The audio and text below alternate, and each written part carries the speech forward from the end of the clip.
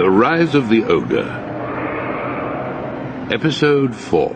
Read by Joss Ackland. November the 5th, 1998. Gorillaz play the Camden Brown House. This is their first concert as the Gorillaz lineup we now know and love. The gig is a barnstormer. Murdoch had loaded the evening up front, already putting in the call to A&R man, Whiffy Smiffy at EMI. Sign us at our first gig, man. It'll be great press for both of us. The kids will think some kind of phenomenon, some kind of movement's happening. Oh yeah, do something wicked that'll get us noticed. Whiffy Smiffy was an old hand at the music game, and despite signing the odd clunker, this was a man who could take a Pepsi challenge and come out sipping Cristal. When it came to bands, he knew his onions. As soon as they played punk, I knew I'd seen the future of music. It hit me on the face like a wet kipper against a shed door. Other labels had come down to check these Gorillaz out, but I put my double-barreled friend, the negotiator, down with me. No contest. There was a riot match.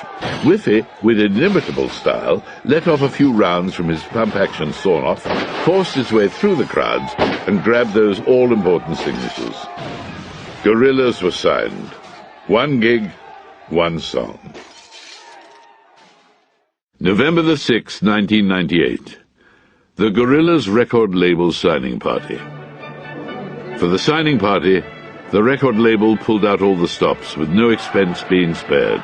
It was a very decadent bash, and Murdoch makes the point. from me, that's saying something. They hired a palace and sort of decked it out like a Baroque bordello. Some bird with 3 knockers jumped out of a cave. Vodka flowed like Niagara Falls. A couple of tigers on roller skates have been thrown into the mix to keep things, sort of exotic. They also presented us the check for the advance. And tackily, they gave us one of those really big, super-sized checks on cardboard or whatever it is. I can't tell you how much of a dick I felt carrying that down to Barclays. Although at least I can say I didn't lose it. Yeah, but how could I? It's enormous. The evening gradually faded into a food fight. One so violent that 2D had an eclair pushed hard enough into his face to knock his tonsils out. However, the evening wasn't a total waste of time that these events so often are. Smiffy had brought along some old-school backup. Okay, Gorillaz were good, really, really good. But there's no harm getting a little extra guidance when it comes to crunch time, eh, listeners? Mr. Whiffy introduced us to Damon Albarn, 2D recalls, the singer from the British band Blur.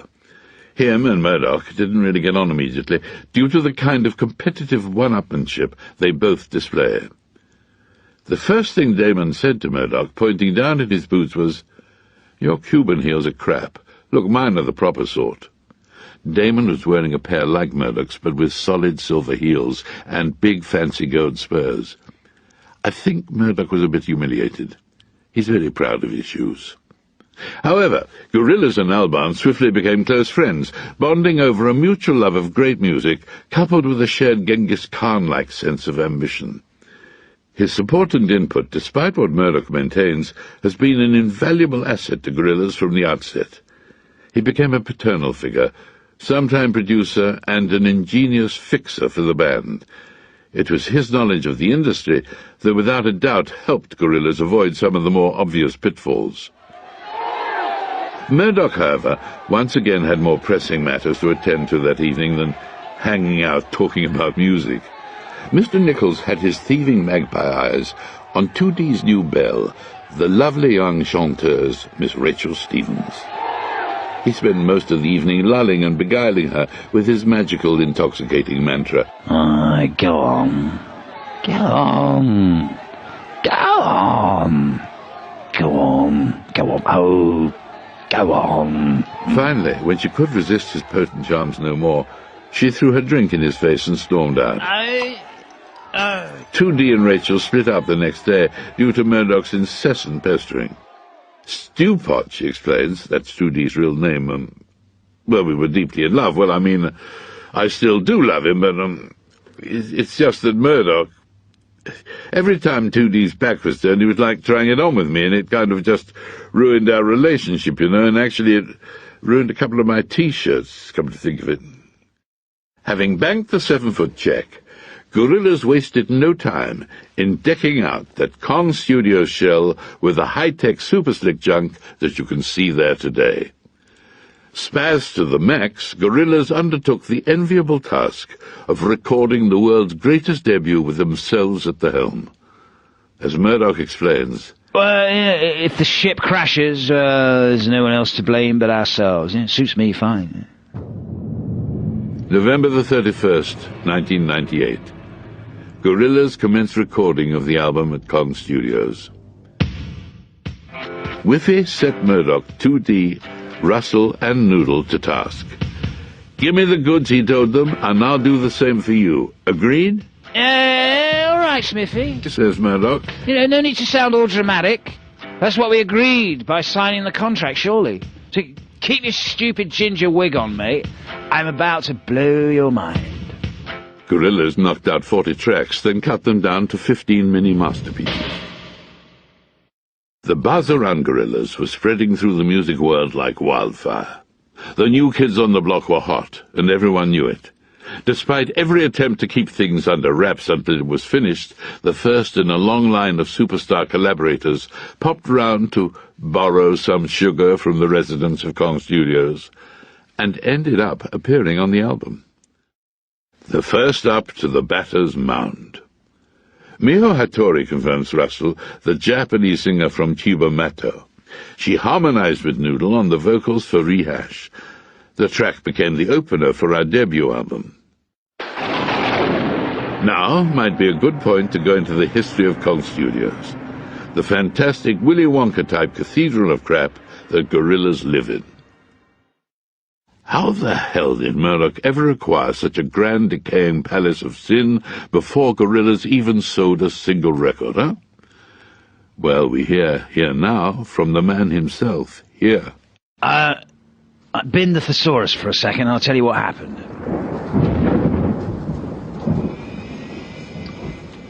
I was up late one night, scouring the internet. I was living in a freezing bedsit at the time. The heating had broken down, and I was looking at a site about, I don't know, dodgy boilers. Anyway, I came across this website called Gigantic Disused Haunted Studios in the Middle of Nowhere.com. The owners were looking for an off-season caretaker to look after the place during the winter.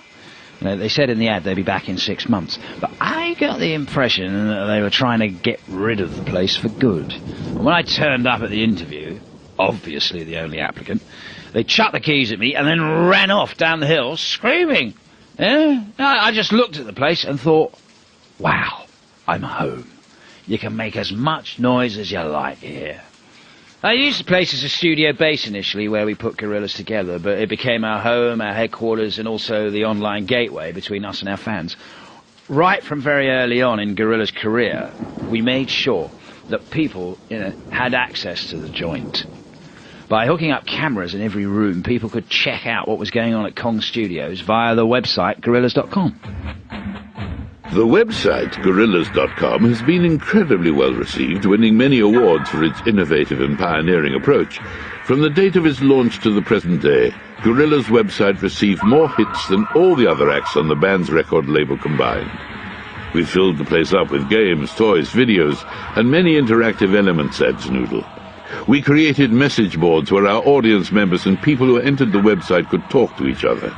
We tried to be as creative and all-embracing as the technology would allow. We even left tapes and samples of our music lying around, allowing people to mix their own versions. 2D adds a note of caution. Yeah, it's all very cool, but I'm a bit bothered about the number of people that can go into our bedrooms and touch our stuff. I think that's weird, really. Between the 1st of June 2005 and the 1st of June 2006 alone, over 82 million rooms and games were visited at the site. And in June 2006, Gorillaz were awarded Webby Artists of the Year. That is Well, it's a bit like your house winning an Oscar. Russell continues, Nearly every aspect of Gorillaz is documented and archived here at Kong and Gorillaz.com. Our videos premiere online. We mail out all the info about what we're up to. We've run competitions from the site. It's endless. this odd, spooky building continues to grow daily as new sections are constantly added, but its dark past and rent-free ownership remained a mystery, until one night Noodle discovered the truth behind this haunted hilltop hellhole. Deep in the bowels of Kong, Noodle came across an archive library room where she learned the terrible legend of Kong Studios, a building with a checkered history that stretches far back. Prior to any construction, the original site was a druid's meeting point, picked specially for its unique alignment of dark energies and hideous ley lines. Various members of the Goat Clan would converge on the Essex hilltop site at certain points in the lunar cycle and inhale vapors while tunelessly chanting into makeshift cauldrons. The first Kong building was erected on top of an old disused cemetery. Many of the people who died in the Great Plague of 1665 were dumped there in shallow graves and burial pits. Ugh.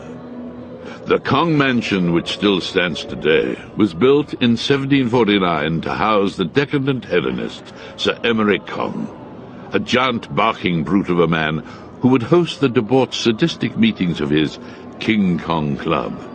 Having satisfied their more physical desires, he and his fellow club members would sit around talking rubbish far into the night.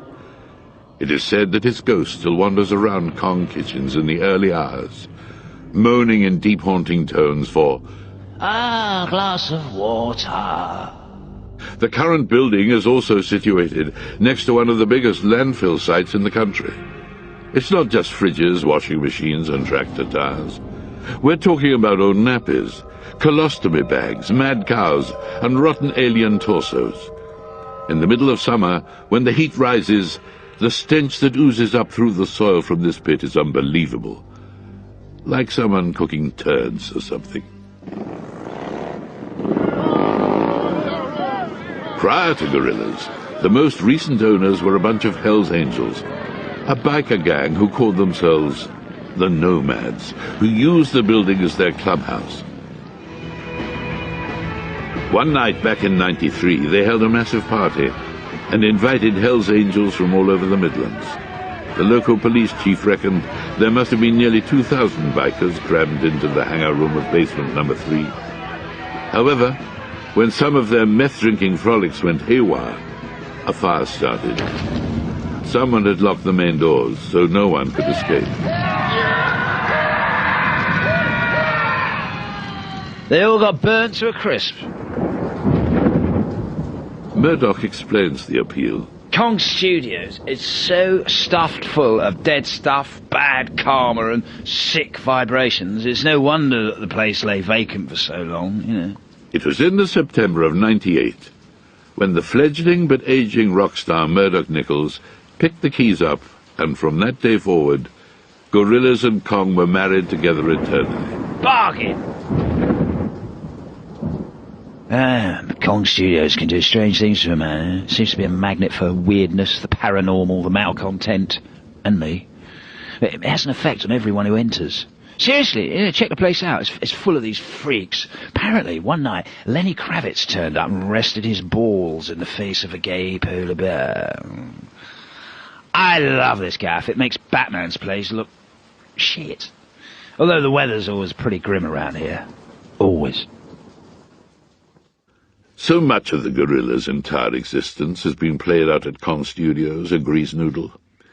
It has been a pivotal part of our lives.